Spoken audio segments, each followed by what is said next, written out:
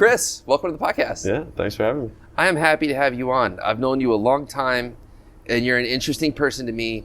You have a lot of energy. You say how you feel, and I like that. Cool. Thank you. Now other people get to know you, and let's talk about you a little bit. First things first, introduce yourself, and let's get going. I'm Chris Mones. I own Keys Aqui, Locksmith service in town. We build custom safes. We do bars for windows, and any locksmith needs key copies, master keys for locks, changing locks, installation, everything. I'm a customer, and you've built a safe at my house and gotten us unlocked when we've been locked out many times, and I appreciate it. Yeah. So that being said, let's jump into you and who you are. Tell us how you learned about Nosara and your story getting here. I fell in love with Costa Rica my first time coming. It wasn't Nosara though. What year was that? It was 10 years ago. I came with a friend. He showed me Costa Rica, a couple different spots, and then I wanted to live here, and I had a landscape business in the States.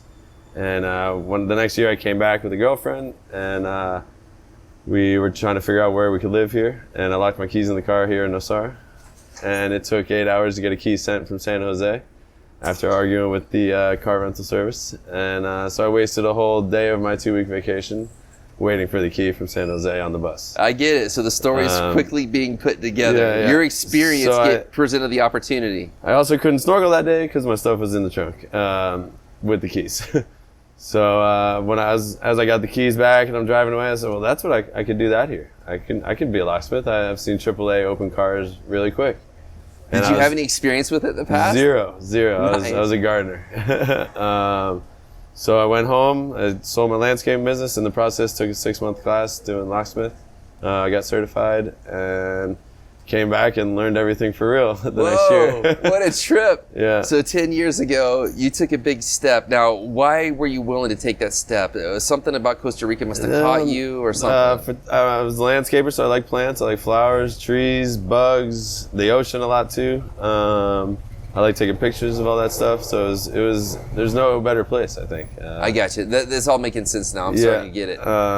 That's what got me to come for sure, and just make it feel like a place I had to be. I don't know. All right, so I've known you for years. I liked how when you came to town, you got involved. You also were opinionated and you spoke your mind. Yeah. And that for me sometimes, I don't know. What did I say the first time I met you in person? You were like, oh, Chris, I've been seeing your stuff on Facebook. Keep up the good work. But you've only been here a year or two. We can't be friends yet. No. Something along those lines. I think the vibe I was trying to say was probably... I want to be your friend. Stay involved in the community and stay active, and we're going to be close. But anyone who's vocal and opinionated about small things online, I kind of have like some trepidation because... So it depends on the direction sometimes. And I also know why you said that, because how many people have you invested time with and then they lasted 3 months and left? 6 months, a year, I'm sure a bunch. So there's a taxing of that. Why. Yeah, I meant it well. Yeah, I wasn't that upset about it. I laughed about it for sure. Well, it worked out. You're here now. Yeah. People coming in are the solution. People taking action when they come in are the solution. Now, the Nosara gossip machine is strong and it's big. Yeah. We like to spread misinformation. Yeah. Not intentionally. Anything you might have heard, you want to tell someone else, but might not have been accurate the first time. So that's what happens. So a lot of people who live here feel they might know what's happening, name it in the industry, and mean well. Yeah. But that information might get right. And some people don't see where that information is going to go. Like they don't think that it's going to be a negative thing when they say it, and then they realize or see something after, and they're like, oh. So that's my trepidation. I hope that they care after. I don't know if they do. I guess, yeah, time will tell. So that's my trepidation to anyone vocal at first. It's like, well, hold on, there's so many things that you can get riled up about or angry. Yeah. Again, most all of it's well-intended. Think, for example, how many people come in and learn that we have a crime problem. Yeah. And then they get fired. Wait, what? We got to do something about this. Who's they doing should that? know about it. A little more maybe. A lot of people know, like, oh, there's robberies and stuff like that, but maybe we need to be telling them better how to secure and, Well, so I have 2 points on this. One is the people coming in, we should let them know about the good and the bad of the place, I feel. Very transparent. Right off the bat. And here's the main point I'd like to get across to people. The people coming in are the solution. The people who have been coming the past couple of years are the ones that have the money, more money than wherever. Yeah. When you came in here, it was a bunch of competing organizations trying to get money extracted from the same spot. Right. with the new people coming in, for once we have an opportunity. Now we're all tired of the growth. We're tired of the noise. Yeah. We're tired of all these things. You didn't come here for this, Yeah. nor did I. I can only hate on it so much, though. It's also now at a level, there wasn't enough houses for me to be sustainable yet when I started. Well, But I couldn't handle the work either. It's the same thing for surf instructors. For name any industry, it's the same thing. All of us. But now there's such a volume of people here that there's a lot of doors and keys for me. There's a lot of people that learning to surf. There's a lot of people trying to buy, sell. There's a lot of all that. It's quadrupled, even more than that. The locals have a chance to actually have a good livelihood here in the town now, which is pretty cool. Yeah, it is. And we need to focus on that too, keep them incorporated and like keep them the ones working for us, the people that live here, you know. I think. Yeah, exactly. So that's the first point. With growth comes some pain, but we probably should consider looking at the growth as best we can and do what we can with it. We're here and so are change they. it. We're here and so are they. Yeah, and more people want to come in too. And who am I to be like, hey, I was here first. Yeah, Who are yeah. you? And a lot of people love to hold that seniority, like, oh, well, you can't do that. I've been here for 10 years. And that doesn't mean you know right. That's starting to go away more. When I first got here, it's like, oh, well, I've been here this long. I've been here this long. And people I'm cooler than you, kind of, almost. Yeah, that reminded me of high school. I hated that. Exactly. All right, so my second point, here's my question. What do you recommend to people coming into town as far as security and their system setups? Because here, I remember the first house we built in Costa Rica in 2006. The builder handed us the keys, and it was like 30 or 40 keys. Yeah. And it was like that for a long time. Yeah. But from keys, from security, from bars versus the glass, can you just walk us through and take this platform, share what you want people to know? I think bars are a good way to go, but glasses, I mean, I get why you don't want them.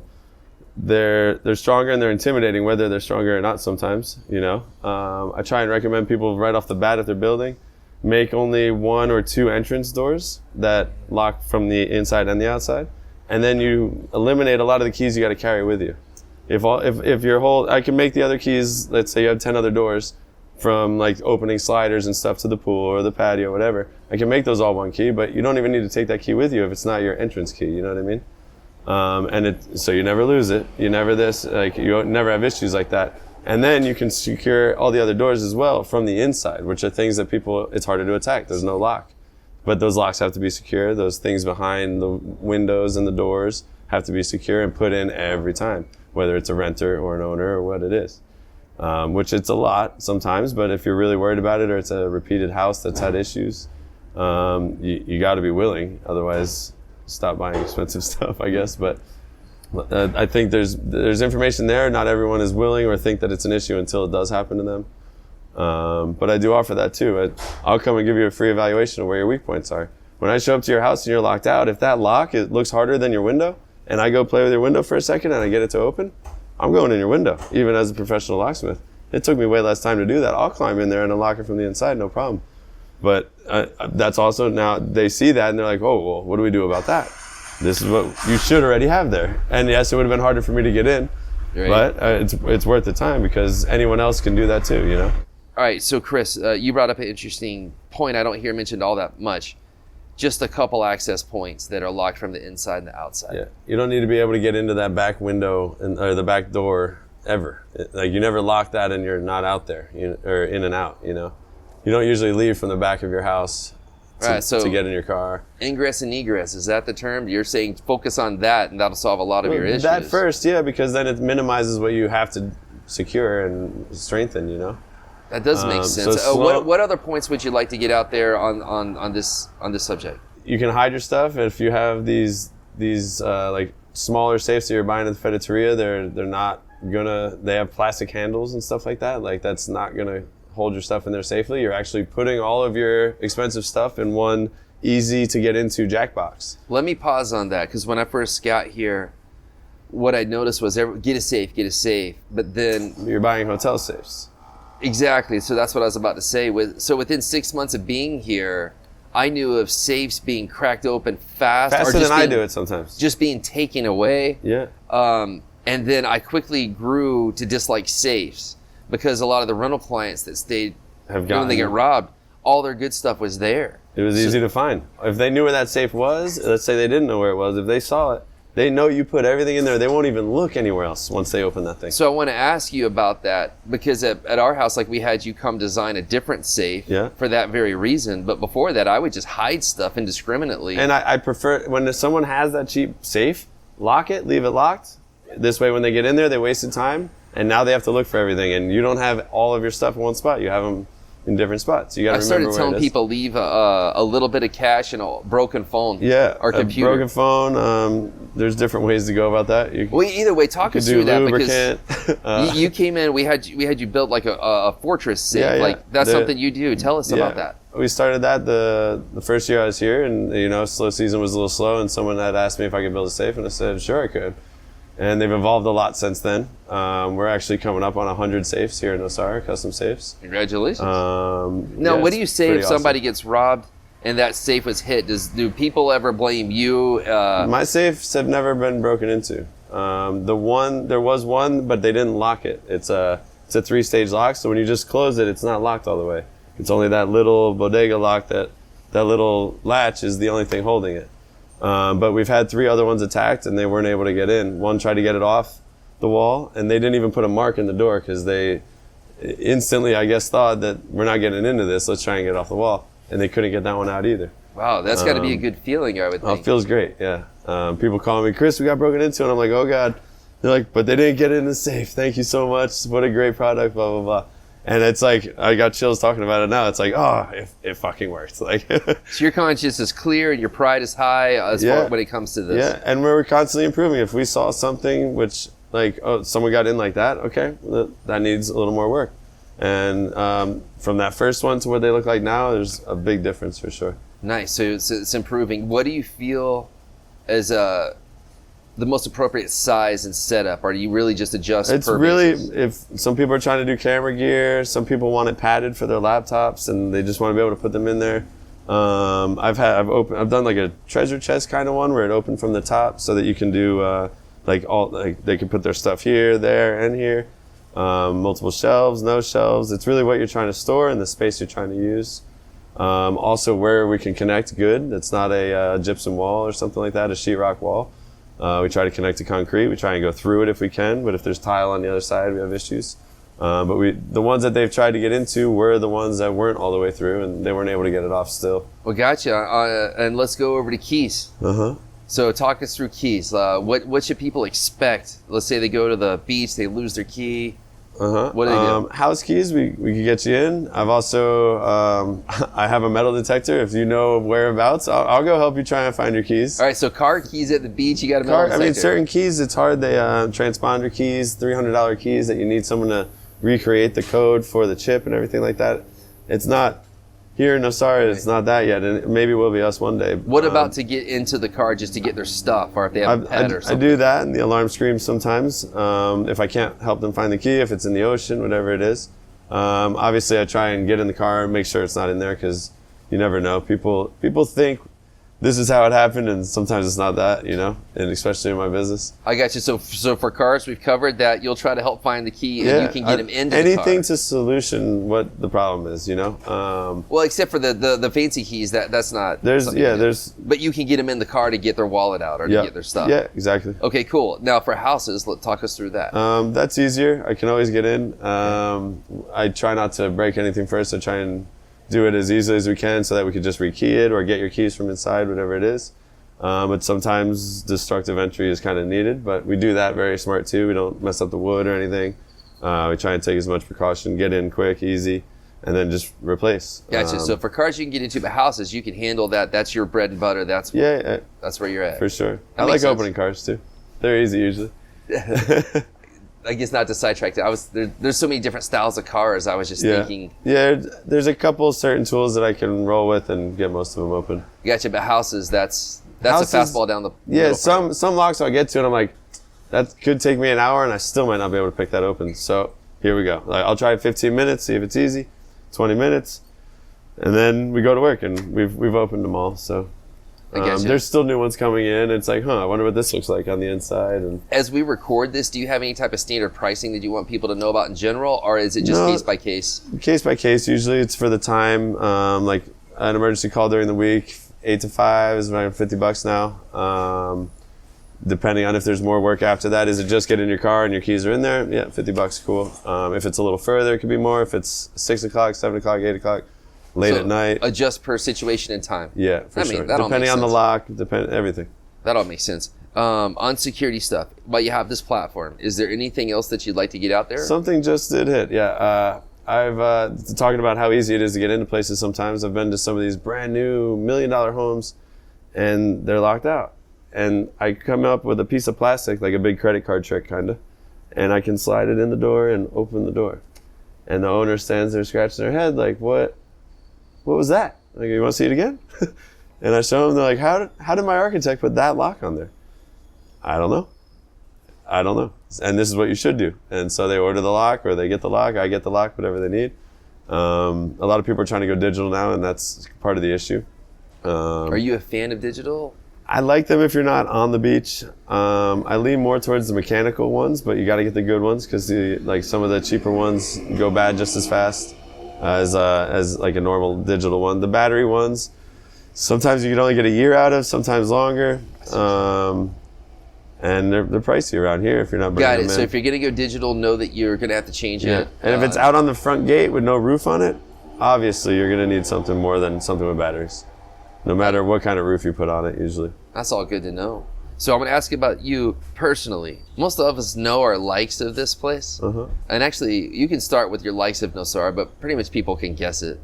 But between nature, environment, community, surf, the beauty, that's kind of a lot of the same answers. So I guess my first question is, what's your favorite thing about this place? And then the main question I'd like to know is what you dislike about this place. That'd be more interesting to people who are trying to learn the area or get to know you as a person. So start with a little bit of positive and then tell us how you really feel. I'll finish off positive too, probably. This place has a certain energy to it. There's just a pull and there's a vibe of the people that if you're stuck on the side of the road, how many people stop for you, whether they know you or not? In the United States, you don't stop when someone waves you down. That's elite. Like, they might shoot you. You never, or like they might be trying to rob you. Here, it's different. You pick up people. You try and help because we're all in the same jungle struggle. Even though it's just living in the jungle. There's something to be said for that, for sure. So for you, the biggest like is the people and the vibe. And it's not everyone. Let's go to the negative. Some people will completely. They're just like tunnel vision, and you're in their world. And whatever you're doing doesn't seem right, kind of stuff sometimes, whether it's on the road or not. But like common courtesy sometimes is lacked, whether it be gringo or local. That's usually on the gringo side more, I think, or the people coming in, The Pura Vida thing for Ticos is real. It is, yeah. And I grew up, you always hear aloha, and I just got so used to the saying. So when I was here, I was like, oh, it's just a saying. Yeah. No, they actually use it every day. Yeah. And they use it in so many different ways. I've had Pura Vida used negatively. Yeah. They've definitely. That was going through my mind as I was saying that. You try and speak some back in the day, and still sometimes some crappy Spanish. They don't answer nothing. They say Pura Vida. And they're like, here you go, get out of here. Like, I don't have time for you right now. Well, they're right. Yeah.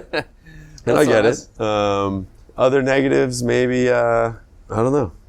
There's not a lot for me. For me, I've got my big strong one is the amount of gossip and misinformation that happens. And again, I struggle with that. I really try do. and stay above it. People can say all they want, and it's got nothing to do with me, whether it's about me or not. I lead with how I am, and I don't change. I'm very consistent. I try to be helpful in any way I can for anyone, even complete strangers. And I ride the way I am, and so far it's been all right for me. Well, that's pretty good. I've definitely been screwed a few times by overreaching, but you learn those lessons too. So you're at peace with everything for the most part? Yeah, I think so. All right, I'll clarify the question. There's got to be more. Yeah, that was too soft. You're more of a hard-hitting, edgy guy, which I prefer, and you're pretty authentic from what I can tell. What is your least favorite thing about this place? You want me to complain about the dust? We normally hear road, dust, misinformation. Misinformation's a big one. I mean, no, I'm asking yours though. That's my misinformation's mine because in my line of work, there's big effects on either side of the misinformation. It spreads long and it spreads hard, and normally The game telephone. I mean, when we're Oh, 10 years old. yep. I mean, it's that's very much alive and well. And also, I think most of it's well intended. I think most of the misinformation. You think that, and maybe that's why it upsets you. maybe? Maybe it's not well intended. Maybe people are naive and they say things whether they think it's going to hurt or not, and they're not always right. Maybe that's why you're so upset about it. I don't know. Maybe. I Something to think about, maybe though. I'll work on that. Next year, come back and we'll see if I progressed on this point. Chris, you were so right. No. Let's go back to yours. Dust is still a trying to financing. come up with one. I'm not even that worried about the dust. I feel like you kind of like it. You ride your bike around and be all exciting. Bike, truck, they're both loud, and It's better than landscaping back home. yeah, I mean, I still love landscaping. I've actually brought some of that into my life with like just not overdoing it like it was in the States, like 80 houses. I have one house that I take care of. I'm cutting grass again. I'm cutting trimming hedges and weed whacking, and I love that. I'm up there with a view. It's quiet when the motors. Well, hey, it's good that people are hearing this right now. Yeah. Maybe you'll get some more of Yeah, that. and that might be something down the road. Maybe another maintenance company. That makes but, sense. Yeah, it's easy once you have what you need. Interesting. Huh. All right, moving forward. Yeah. What are your I can't get a negative. I'm sorry. Nah, that's all right. What are your 3 favorite restaurants, and what do you like to get there? All right. So I like Chivo. That's probably my favorite. Just that is part like family for me. That's where I see you the most. Yeah. Less than I was. I did live behind there when they first started there. That was my first 6 months here as well, which was cool. I got to know all of them, and a lot of them don't even work there anymore. But all the ones that are still there that I know pretty well. So what do you like at Chivo? Always like the burgers. The wings are always fire. Red Lantern's got some good stuff too. The Bodega Club for lunch. There's a good amount there that I like. Okay, so that's one. What's next? Salahi's probably out by the Okay. airport. Nice. That's a banger, and you can go there with the whole family and definitely eat for less than you can anywhere here in Guiones, I think. Yeah. It's a cool place. It's really awesome. Special yeah. place. And if you're there in the afternoon or morning and you see the planes if you're with like friends, even though I've seen it a bunch of times, seeing that plane take off and land is pretty cool. Rancho Tico's a classic. There's no miss on that menu. Again, cheap, affordable. There's a couple more that I didn't frequent so much that I've just started trying again, but I thought they were super expensive up on the hill. Tierra Magnifica is pretty awesome. I was just up there recently. Oh yeah. They have a new I didn't realize it wasn't crazy expensive, and you get treated like you're there, like crazy expensive place. I don't know. Oh, those are good shout outs. Maybe the burger place at Gabby's pretty good too. What's it called? Oh, Their Grill Argentinian place, yeah. The sushi place is good. They got a lot of good stuff at Gabby's too. No shortage of restaurants here, huh? Yeah. Gabby's, everyone can be happy. You go there with a group. What do you want? Oh, go get it. That's a good point. That's a good point. If you're with a big group, that's a good spot. All right, how's your surfing or water time doing? What are you doing for fun? I need to be in the water more. I miss spearfishing and snorkeling. I haven't done that since I got here. I have gotten my body surfing sessions in, but not as much as I'd like. What do we rainy gotta do to season, get I you back stay out of out? the water a little. I don't know if you want to start unlocking some houses for me. Gotcha. In the meantime, I'll get back to it. It's you find your balance, and then you fluctuate with how busy you are sometimes. What piece of advice would you give to people, and it doesn't have to be security related, it can be, Yeah. but what piece of advice would you give to people coming in, or what do you want them to know the most? Like, I want you to try and expose yourself. Should we wait? Try and expose yourself as much as you can in the culture, and maybe maybe not become more of that, but maybe the way that they're so good at using less. You know what I mean? That could be very beneficial for us in all different avenues. so learn from the people who live here and see, the locals and see what some that of us, culture's like. how can they survive on what we assume they're getting paid? Some people, but they're happy as hell, why are some people that are more comfortable not able to find that happiness with as much as they can buy? And you know what I mean?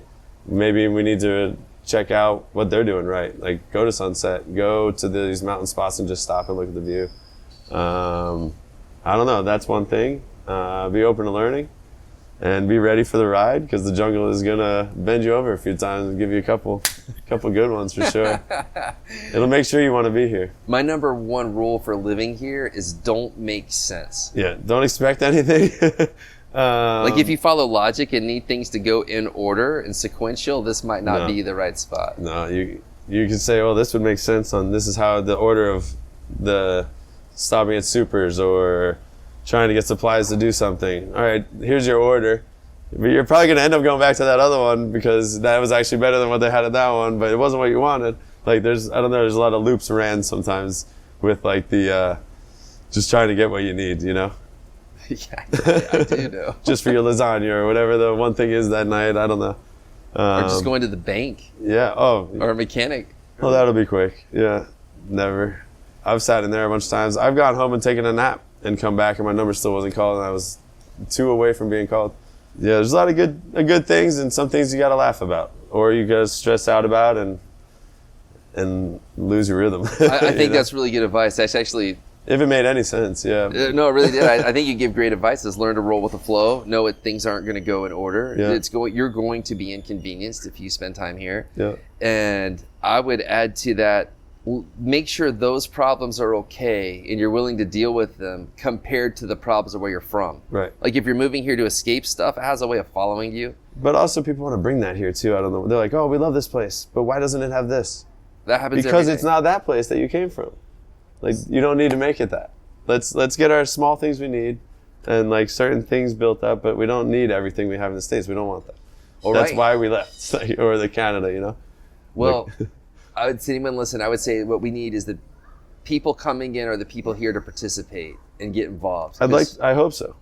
That really is needed. Because they could come in with as much as they have or don't have and not to bat an eye at any of the problems or anything that they can help. Well, I want to thank you for coming on. Uh-huh. I want to thank you for coming here and getting involved. Remember all the Bombero stuff you did and all the calls to action? I miss that a lot. Well, again, that earned my respect. Yeah. So whenever the rumor mill's doing its thing or if I hear this or that about you, all I know is you got involved with service and I really appreciate that and you've been fine with me as far as a service provider and I appreciate that too. Yeah.